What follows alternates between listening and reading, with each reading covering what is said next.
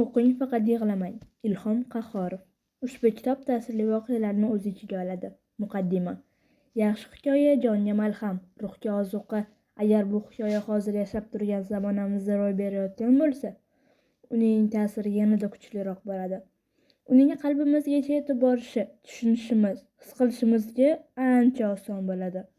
Nega ushbu hayotiy voqealar to'plamini o'qing, faqat yig'lamang deb nomladik? Chunki undagi birorta hikoyani yig'lamay o'qib bo'lmaydi. Har holda o'zimiz ularning barchasini yig'lay qog'ozga tushirdik.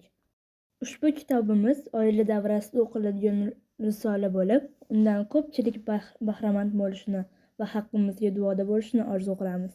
Alloh taolo barchamizga yig'lay oladigan yumshoq qalbni va solih amallarni nasib aylasin. Ilhom Qahhorov. Noqobil farzand. Oilada yolg'iz farzand edim. Ota-onam meni yer-u ko'kka ishonmasdilar.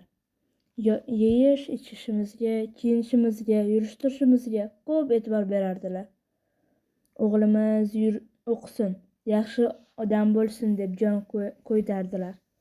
Kasal bo'lib qolsam, o'zlarini qo'yarga joy topolmay, shifokorlarga yugurib, men bilan birga kasal bo'lar edilar.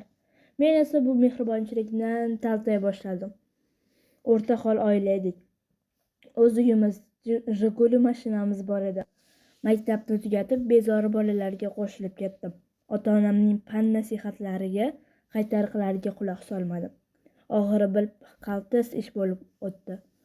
Men qutqarish uchun bechora otam mashinasini ham sotdi. Asab buzilishi, ruhiy azoblardan ikki kasallikning ham yuraklari xasta bo'lib qoldi. Lekin men noshukur bu yaxshilikni bilmas edim. Ularga qo'pol gapirar, dillarini og'ritar edim. Mening yomonligimni qo'shnilar ham bilishar edi. Lekin bechora onam meni ularga yaxshi ko'rsatish uchun o'zlarining yangi liboslarini olib chiqib, o'g'lim menga bayramga sovg'a qildi, o'g'ilginamni tug'ilgan kunimga sovg'a qildi deb yurar ekanlar. Men g'ofil farzand esa umrimda bir marta bo'lsa ham hech bo'lmaganda paypoq ham sovg'a qilmagan edim. Hech uyda topilmasdim. Faqat kechasi mehmonxonaga kelgandik. Tunagani kelardim xolos. O'zimcha kibrga berilib dadamning velosipedda yurishidan or qildim. Aslida mashinasini sotib velosipedda yurishiga o'zim sababchi edim. O'zim esa piyoda yurishdan do'stlarimdan uyalib, ota-onamdan yashirincha Koreyaga ishlashga ketish uchun hujjatlarni tayyorladim. Maqsadim pul yig'ib Nexia mashinasini olish edi. Hamma hujjatlar tayyor bo'lgandan keyin ularga ketishimni aytdim. Ikkalasi ham norozi bo'lib yig'lab qolishdi. O'g'lim, ikkalamiz ham kasalmiz, yolg'iz o'g'limizsan. O'lib qolsak seni ko'rmay armonda ketmaylik. Mana shu uy seniki, mashinani esa keyinroq ham olarmiz, deyishdi. Lekin men nodon, ko'nmasdan ketib qoldim. Koreyadan pul ishlab yubora boshladim. Otam bechora o'zlarining ham yig'ib qo'ygan pullarini qo'shib yangi Nexia mashinasini olib qo'yibdilar. O'zlari biror marta ham menib chiqmasdan darvozaxonaga qo'ygancha o'g'lim mashina olaman deb ketdi. O'zi kelsin, o'zi minsin deb velosipedda yuraveribdilar. Koreyadan bir oycha telefon qilmadim. Shu orada otam bechora o'g'limga biror narsa bo'ldimikan deb zerikib, yurak xurujidan vafot qilibdilar. Telefon qilganimdan esa onamning ham ahvollari og'ir ekan. Tez samolyotga chipta oldim. Uchib keldim. Lekin menga afsuski ulgura olmadim. Onam bechora ko'zlari to'rt bo'lib meni kuta kelishimdan 2 soat oldin meni ko'ra olmasdan armon bilan vafot etibdilar. Janoza ta'ziya ma'rakalar dabdabador etdi. Xalqqa osh berdim. Qabriga tosh qo'ydim. Lekin nadomatlar bo'lsinki, qalbimni hech tinchita olmayapman. Kechalari uxlolmay chiqaman. Koshki edi ularni hech bo'lmaganda tushimda ko'rsam, qilgan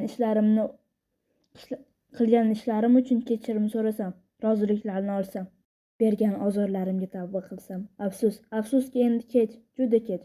Darvozaxonadagi Nexia'ni mina olmayman. Ichiga o'tira olmayman ham.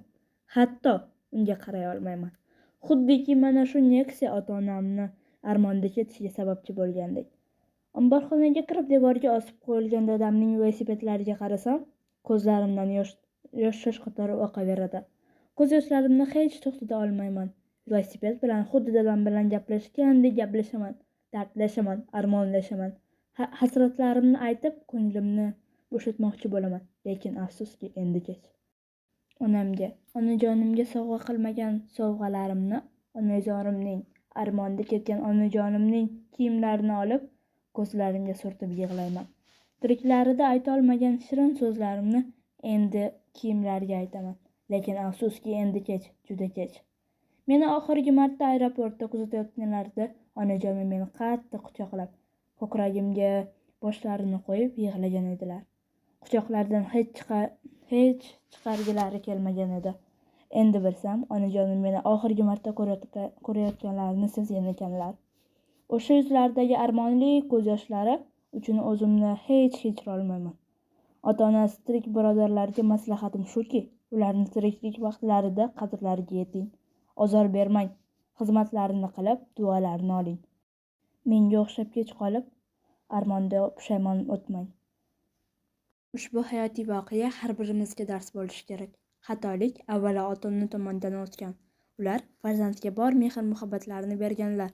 Uning moddiy ta'minoti uchun yugurganlar, ammo unga dinni o'rgatmaganlar. Allohni tanimagan banda esa garchi u dunyo olimi bo'lib yetishsa-da, oxirat ilmidan bexabarligicha qolaveradi. Xudodan qo'rqmaydi, gunoh ishlardan tap tortmaydi, dilozorlik qilaveradi. Albatta, biror marta masjidga bormagan ota-ona haqida oyat va hadislarni eshitmaganman.